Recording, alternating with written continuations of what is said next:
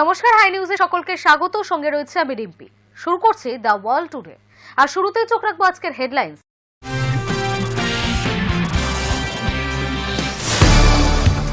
ইরানে চলতি বিক্ষোভকে কেন্দ্র করে মার্কিন প্রেসিডেন্ট ডোনাল্ড ট্রাম্পের দেওয়া অবৈধ বেপরোয়া হুমকির বিরুদ্ধে রাষ্ট্রসংঘকে কড়া অবস্থান নেওয়ার আহ্বান ইরানের। বিএনপির চেয়ারপারসন খালেদা জিয়ার মৃত্যুর পর দলের প্রার্থীরা প্রচারে প্রয়াত নেত্রীর ছবি, লিফলেট, হ্যান্ডবিল ব্যানারে ছাপতে পারবেন না। ভয়াবহ বিমান দুর্ঘটনা নেপালে। অবতরণের সময় রানওয়ে থেকে ছিটকে গেল যাত্রীবাহী বিমান। তবে শেষ পর্যন্ত নিরাপদে উদ্ধার করা গিয়েছে বিমানে থাকা 55 জন। জল্পনা ছিল অনেক দিনের, কন্যা কিম জোয়াই নাকি পরবর্তী শাসকের আসনে বসতে চলেছে। এবার কিমের মেয়েকে দেখা গেল তার পিতামহ ও প্রপিতামহ মসুলিয়ামে, যা ফের জল্পনাকে উস্কে দিল। ইরানের চলতি বিক্ষোভকে কেন্দ্র করে মার্কিন প্রেসিডেন্ট ডোনাল্ড ট্রাম্পের দেওয়া অবৈধ ও বেপরোয়া হুমকির বিরুদ্ধে রাষ্ট্রসংঘকে কড়া অবস্থান নেওয়ার আহ্বান জানিয়েছেন ইরান। ইরানে চলতি বিক্ষোভকে কেন্দ্র করে মার্কিন প্রেসিডেন্ট ডোনাল্ড ট্রাম্পের দেওয়া অবৈধ ও বেপরোয়া হুমকির বিরুদ্ধে রাষ্ট্রসংঘকে কড়া অবস্থান নেওয়ার আহ্বান জানিয়েছে ইরান। এ বিষয়ে রাষ্ট্রসংঘের মহাসচিব আন্তোনিও গুতেরেস এবং রাষ্ট্রসংঘের নিরাপত্তা পরিষদের সভাপতিকে চিঠি দিয়েছেন রাষ্ট্রসংঘে নিযুক্ত ইরানের রাষ্ট্রদূত আমির সাইদ ইরাভানি। শুক্রবার পাঠানো ওই চিঠি দেওয়া হয়েছে ট্রাম্পের এক মন্তব্যের কয়েক ঘণ্টার মধ্যেই। প্রেসিডেন্ট ট্রাম্প বলেছিলেন, ইরানে চলমান বিক্ষোভে যদি আর কোনো বিক্ষোভকারী নিহত হন তবে আমেরিকা লকড অ্যান্ড লোডেড অর্থাৎ সামরিকভাবে সম্পূর্ণ প্রস্তুত।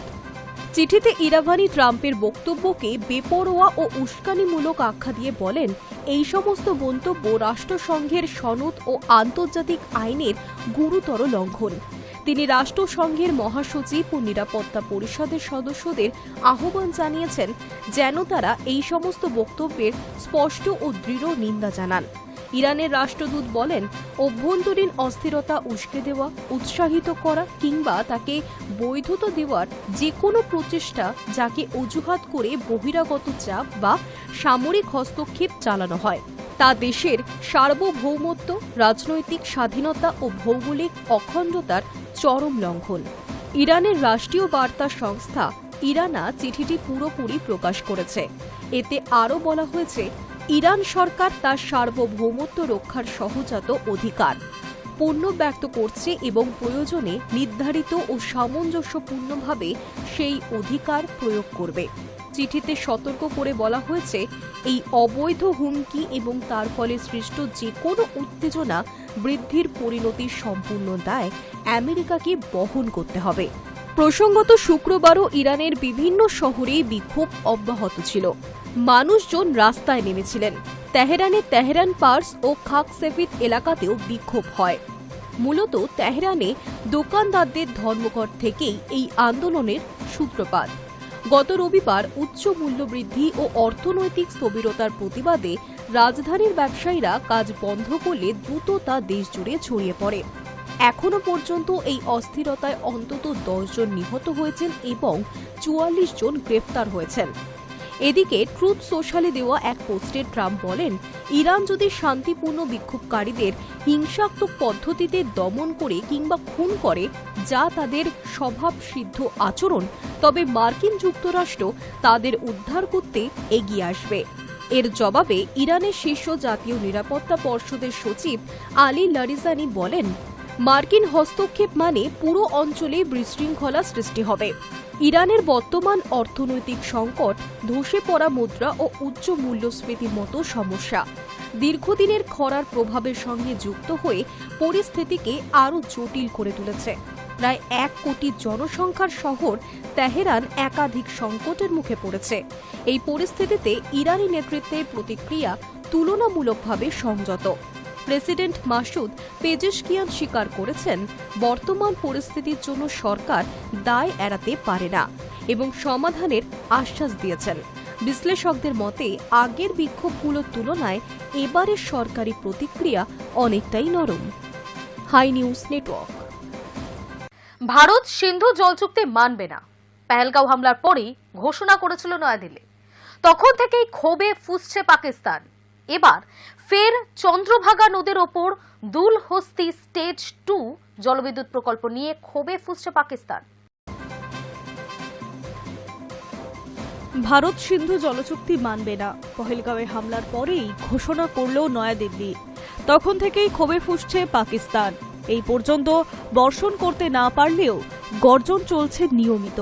এর মধ্যেই আবার চন্দ্রভাগা নদীর উপরে দুলহস্তি স্টেজ 2 জলবিদ্যুৎ প্রকল্পের অনুমোদন দিয়েছে মোদী সরকার। জানিয়ে ফের সেই একই কাঁদুনি গাইল পাকিস্তান। পাক বিদেশ মন্ত্রক বলছে, সিন্ধু চুক্তি ভঙ্গ করে এভাবে একক দখলদারি মানব না। পরিবেশ মন্ত্রকের অধীনে বিশেষজ্ঞ মূল্যায়নের কমিটি চলতি মাসের শুরুতে চন্দ্রভাগার উপর দুলহস্তি স্টেজ 2 জলবিদ্যুৎ প্রকল্পের অনুমোদন দিয়েছে। প্রকল্পটি বাস্তবায়নে খরচ করতে হবে ৩,২০০ কোটি টাকা। পরিবেশ মন্ত্রকের অনুমোদনের জেরে নির্মাণ সংক্রান্ত দরপত্র শীঘ্রই প্রকাশ করা হবে। জানা গিয়েছে, এই প্রকল্পের অনুমোদনের আগে কেন্দ্রীয় প্যানেলের বৈঠকে সিন্ধু চুক্তির প্রসঙ্গ উঠে আসবে। ভারত ও পাকিস্তানের মধ্যকার এই চুক্তি পহেলগাঁও হামলার পর থেকে স্থগিত করেছে সরকার।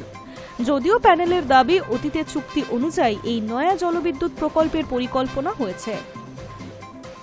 কিন্তু পাক সরকার ভারতের এই পদক্ষেপে উদ্বিগ্ন। সেই দেশের বিদেশ মন্ত্রকের মুখপাত্র তাহির হোসেন আন্দ্রাবি বলেন, আমরা দুলহস্তি স্টেজ 2 জলবিদ্যুৎ প্রকল্প নির্মাণে ভারতীয় প্রকল্পের সম্পর্কে বিভিন্ন প্রতিবেদন জেনেছি। প্রতিবেদনগুলি গুরুতর উদ্বেগের, কারণ এই প্রকল্প সম্পর্কে পাকিস্তানকে অবহিত করা হয়নি, কোনো তথ্যও দেওয়া হয়নি।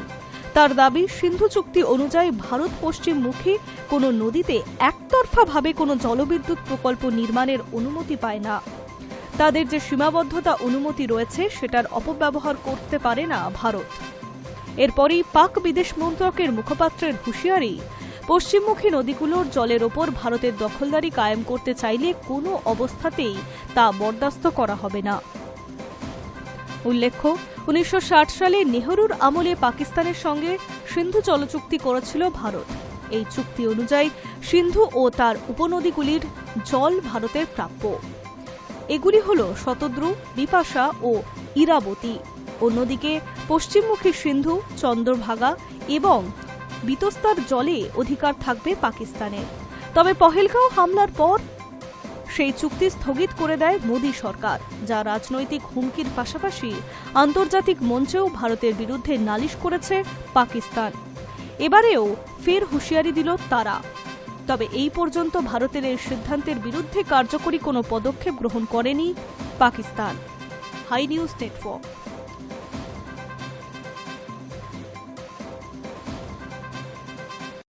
বিএনপি চেয়ারপারসন খালেদা জিয়ার মৃত্যুর পর এখন দলের প্রার্থীরা প্রচারে প্রয়াত নেত্রীর ছবি, লিফলেট, হ্যান্ডবিল, ব্যানারে ছাপতে পারবেন না। যদিও খালেদার মৃত্যুর মাসখানেক আগেই বিএনপির অধিকাংশ আসনে প্রার্থী ঘোষণা করে দিয়েছিল। খালেদার ছবি সহ লিফলেট, ব্যানার তারা ছাপিয়ে ফেলেছিলেন, সেগুলি ব্যবহার করা যাবে না।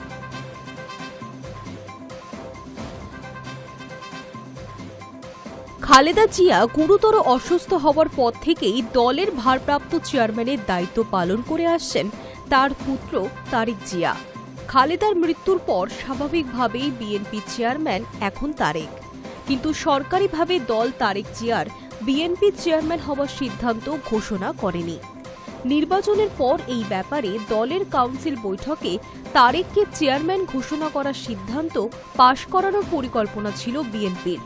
তারেক জিয়াও চাইছেন না শোকের আবহে মায়ের শূন্য পদে বসতে, কিন্তু নির্বাচন সংক্রান্ত একটি বিধির কারণে 5ই জানুয়ারির পর তারেক জিয়াকে সরকারিভাবে দলের চেয়ারম্যান ঘোষণা করার উদ্যোগ নিয়েছে বিএনপি। খালেদা জিয়ার মৃত্যুতে দল 7 দিন ব্যাপী শোক পালনের যে কর্মসূচি নিয়েছে তা শেষ হবে 5ই জানুয়ারি। বাংলাদেশের নির্বাচন কমিশনের বিধিতে বলা আছে, প্রার্থীরা শুধুমাত্র দলীয় সভাপতির প্রোফাইল অর্থাৎ মুখ্যমণ্ডলের ছবি, ব্যানার, লিফলেট, হ্যান্ডবিল ও ফেস্টুন ছাপাতে পারবেন, তবে কোনো পোস্টার ছাপানো যাবে না। এছাড়া বলা হয়েছে, দলীয় প্রধানের বক্তৃতারত বা কোনো সরকারি বেসরকারি অনুষ্ঠান মঞ্চে উপস্থিতির ছবিও প্রচার করা যাবে না। বিএনপি চেয়ারপারসন খালেদা জিয়ার মৃত্যুর পর এখন দলের প্রার্থীরা প্রচারে প্রয়াত নেত্রীর ছবি, লিফলেট, হ্যান্ডবিল, ব্যানারে ছাপাতে পারবেন না। যদিও খালেদার মৃত্যুর মাসখানেক আগেই বিএনপি অধিকাংশ আসনে প্রার্থী ঘোষণা করে দিয়েছিল। খালেদার ছবি সহ লিফলেট, ব্যানার তারা ছাপিয়ে ফেলেছেন, সেগুলি ব্যবহার করা যাবে না। নির্বাচন কমিশনকে 21শে জানুয়ারির আগে জানাতে হবে বিএনপি চেয়ারম্যানকে। ওই দিন থেকে আনুষ্ঠানিকভাবে জাতীয় সংসদ নির্বাচনের প্রচার শুরু হবে। তারেক জিয়া বহুদিন ধরেই কার্যনির্বাহী চেয়ারম্যান হিসেবে বিএনপির সর্বোচ্চ নেতার দায়িত্ব পালন করে আসছেন। দলের গঠনতন্ত্র অনুযায়ী চেয়ারম্যানের মৃত্যুর পর কার্যনির্বাহী চেয়ারম্যান সর্বোচ্চ পদে আসীন হয়েছেন। কিন্তু খালেদা পুত্র চাইছিলেন না এখনই এই ব্যাপারে সরকারিভাবে সিদ্ধান্ত ঘোষণা করা হোক। Hi news network.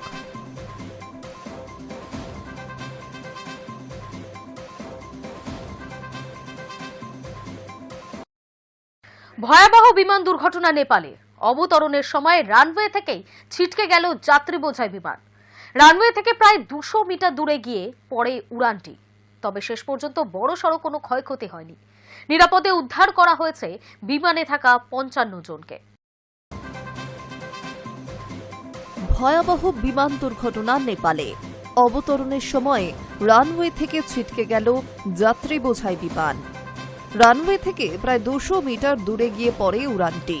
তবে শেষ পর্যন্ত বড়সড় ক্ষয়ক্ষতি হয়নি। নিরাপদে উদ্ধার করা গিয়েছে বিমানে থাকা 55 জন যাত্রীকে। শুক্রবার রাতে নেপালের রাজধানী কাঠমান্ডু থেকে ভদ্রপুরের দিকে রওনা হয়েছিল বুদ্ধ এয়ারের একটি বিমান। মোট 50 জন যাত্রী ছিলেন ওই উড়ানে, ছিলেন 5 জন উড়ান কর্মীও। রাত 9টা নাগাদ ভদ্রপুরে নামার কথা ছিল ওই বিমানটির, কিন্তু অবতরণের সময়ই বড়সড় বিপত্তি। রানওয়েতে নামার সময় প্রবল ঝাঁকুনি দিয়ে আচমকায় পিছলে যায় বিমানের চাকা। ফলে রানওয়েতে সঠিকভাবে বিমানটি নামতে পারেনি। জানা গিয়েছে রানওয়ে থেকে অন্তত 200 মিটার দূরে গিয়ে পড়ে ওই বিমানটি। ওই রানওয়ের পাশেই ছিল একটি খাল। পিছলে গিয়ে ওই খালের দিকে চলে যায় যাত্রী বোঝাই বিমান। তবে খালের একেবারে ধারে এসে বিমানটি থেমে যায়, যার জেরে বড়সড় দুর্ঘটনা এড়ানো গিয়েছে। বিমান পিছলে যাওয়ার খবর পেয়ে কাঠমান্ডু থেকে ভদ্রপুর রওনা দেয় বিশেষ উদ্ধারকারী দল। সুস্থ অবস্থায় উদ্ধার করা হয় বিমানে থাকা প্রত্যেক যাত্রী এবং উড়ান কর্মীকে। কারো কোনো ক্ষতি হয়নি বলে জানিয়েছে বিমান সংস্থা। বুদ্ধ এয়ারের তরফ থেকে জানানো হয়, এই দুর্ঘটনার জেরে অন্য বিমান চলাচলে প্রভাব পড়েনি। কেন এই দুর্ঘটনা ঘটল সেটা খতিয়ে দেখা হবে, পরীক্ষা করা হবে ওই বিমানটিও। প্রসঙ্গত, এভারেস্টের দেশে বিমান দুর্ঘটনার সাংঘাতিক ইতিহাস রয়েছে। গত 3 বছরে 2 বার বড়সড় বিমান দুর্ঘটনা ঘটেছে নেপালে। সব মিলিয়ে 90 জনের মৃত্যু হয়েছিল সেই দুর্ঘটনায়। Hi news network.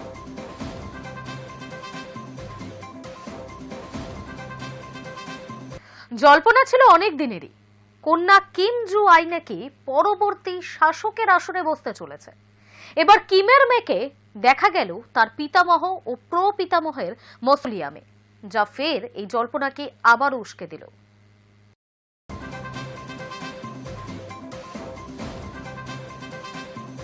Kim Jong উন কি উত্তর কোরিয়ার পরবর্তী শাসককে তৈরি করে ফেলেছেন? জল্পনা ছিল অনেক দিনেরই, কন্যা কিম জং আই নাকি পরবর্তী শাসকের আসনে বসতে চলেছে। আর এবার কিমের মেয়েকে দেখা গেল তার পিতামহ ও প্রপিতামহের মসলিয়ামে, যা ফের জল্পনাকে উস্কে দিল। দেশের সংবাদ মাধ্যম প্রকাশিত ছবি ঘিরেই শুরু চর্চা। জানা যাচ্ছে 2013 সালের আশেপাশে জন্ম কিমের কন্যার। যদিও মেয়েটির জন্মের তারিখ কিংবা অন্য বিবরণ কিছুই কখনোই প্রকাশ্যে আনেননি উত্তর কোরিয়ার সংবাদ মাধ্যম। কিন্তু এনবিএ স্টার ডেনিস রডম্যান সেই সময় উত্তর কোরিয়া সফরে এলে ফাঁস করে দেন জু আই এর কথা। তবে এই কিশোরী প্রকাশ্যে আসে 2022 সালের নভেম্বরে, কিন্তু প্রকৃত অর্থেই এবারই তাকে বিশ্ব রাজনীতির মঞ্চে প্রথমবার দেখা গেল। যদিও তাকে বাবার সঙ্গে ওই প্যারেড দেখতে দেখা যায়নি, তবুও সুকৌশলে কিম তার কন্যাকে বিশ্ব রাজনীতির অলিন্দে তুলে ধরলেন বলেই মনে করা হচ্ছে। এদিন কিম জং উন প্রাসাদটি ঘুরে দেখেন। তার সঙ্গে শীর্ষস্থানীয় অফিসাররাও ছিলেন, আর সেই সঙ্গে কিমের মেয়েকেও দেখা গিয়েছে সেখানে। এরপর থেকেই জল্পনা জোরদার হয়েছে। এদিকে দক্ষিণ কোরিয়ার গুপ্তচর সংস্থার দাবি, এই বিষয়টি গত বছরই পরিষ্কার হয়ে গিয়েছিল, যখন চীন সফরেও মেয়েকে সঙ্গে রেখেছিলেন উত্তর কোরিয়ার এক নায়ক। তবে বিশেষজ্ঞরা বলছেন মসলিয়ামে কিম জু আইকে দেখতে পাওয়া আরও তাৎপর্যপূর্ণ। বছর দুয়েক আগে দেশের গুরুত্বপূর্ণ সামরিক অনুষ্ঠানে নিজের মেয়েকে নিয়ে উপস্থিত হন কিম। দেশের শীর্ষ সামরিক আধিকারিকদের সঙ্গে ছবিও তোলে এক নায়কের কন্যা কিম জু আই। সূত্র মারফত জানা গিয়েছে, কিমের কন্যাকে মাথা ঝুঁকিয়ে বাও করেন সামরিক কর্তারা। প্রসঙ্গত তার আগেও 3টি সামরিক অনুষ্ঠানে বাবার সঙ্গে সক্রিয় ভূমিকা নিতে দেখা গিয়েছে কিম কন্যাকে। আসলে কোরিয়ার রীতি মেনেই অল্প বয়স থেকে দেশের গুরুত্বপূর্ণ অনুষ্ঠানে যোগ দিচ্ছে কিম কন্যা। এবার দ্রুত তাকে সরকারিভাবে কিমের উত্তরসূরি হিসেবে ঘোষণা করা হবে, এমনটাই দাবি ওয়াকিবহল মহলের। Hi news network.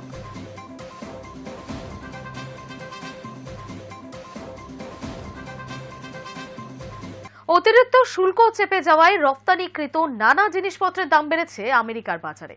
তা নিয়ে সাধারণ মানুষের মধ্যে ক্ষোভেরও জন্ম হয়েছে। এই পরিস্থিতিতে 3 ধরনের সামগ্রীর ওপর এখনই শুল্ক বৃদ্ধির সিদ্ধান্ত নিল না ডোনাল্ড ট্রাম্পের প্রশাসন।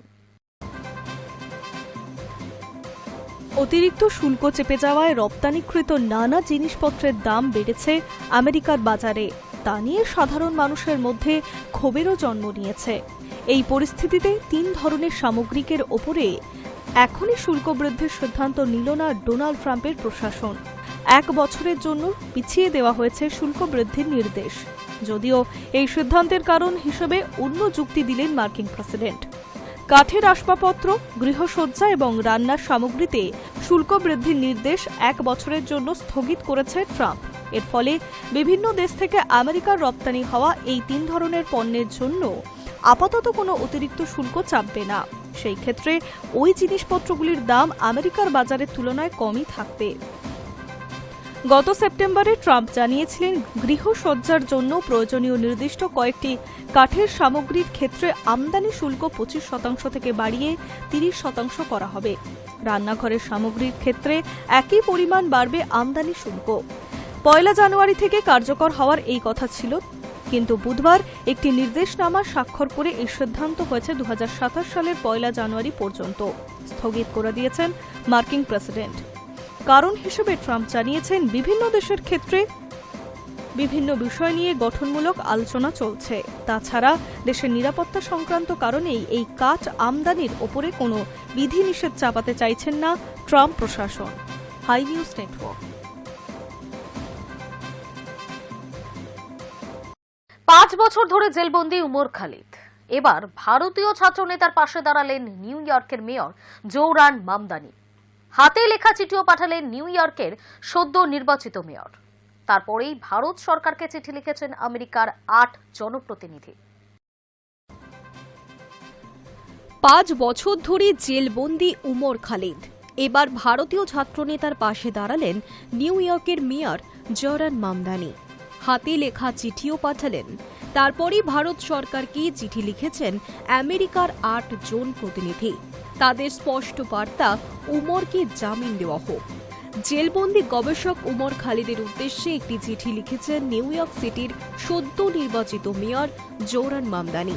বৃহস্পতিবারই তিনি নিউ ইয়র্ক সিটির মেয়র হিসেবে শপথ নিয়েছেন। এর মাধ্যমে 34 বছর বয়সে নিউ ইয়র্ক সিটির প্রথম ভারতীয় বংশোদ্ভূত এবং প্রথম মুসলিম মেয়র হিসেবে ইতিহাস গড়লেন মামদানি। দিল্লির জওহরলাল নেহরু বিশ্ববিদ্যালয়ের প্রাক্তন স্কলার উমর খালিদ 2020 সালে দিল্লি দাঙ্গা সংক্রান্ত মামলায় গ্রেফতার হয়েছিলেন। অভিযোগ ওঠে ওই দাঙ্গার সঙ্গে তার যোগ রয়েছে। এই মামলায় তার বিরুদ্ধে ইউএপিএ ধারার মামলা দায়ের করা হয়।